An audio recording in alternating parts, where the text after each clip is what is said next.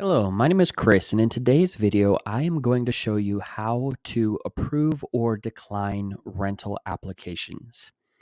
To get started, go over to the Applications tab on the left side menu. From here, you will see any new applications that you have recently received. You will have also received an email notification as well as an account notification when you receive an application from a prospective tenant. To get started, select View Application.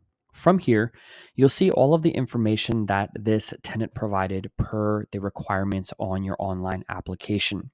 You can make your online application as customized as you need to require as much or as little information from your prospective tenants as possible.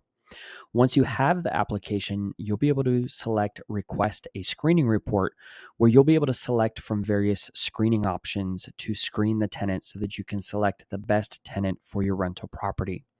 This includes both background and credit information on your applicant. Once you have processed your screening report for your prospective tenant, you'll be able to download the PDF files here regarding their background or their credit information to make an informed decision on whether you want to approve or decline this applicant.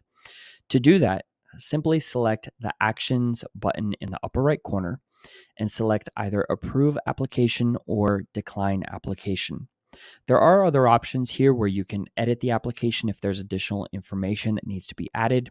You can put it in review in the event that somebody else needs to review the application or you need additional information, or you can also export the application and also print it if you need that as a hard copy for your files. There's also a timeline icon here that shows you all of the information about the history of this applicant and any communication that has taken place or any important things that have happened since you received this application.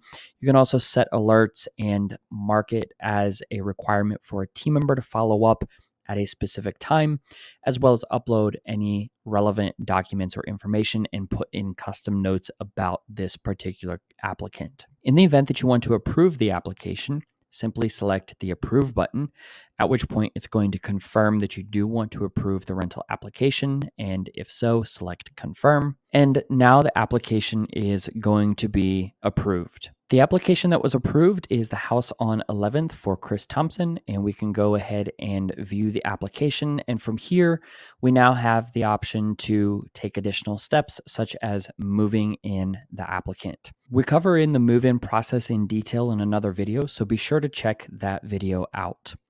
And that is how easy it is to approve or decline an application. To get started for free, just go to www.tenantcloud.com and click Sign Up Today.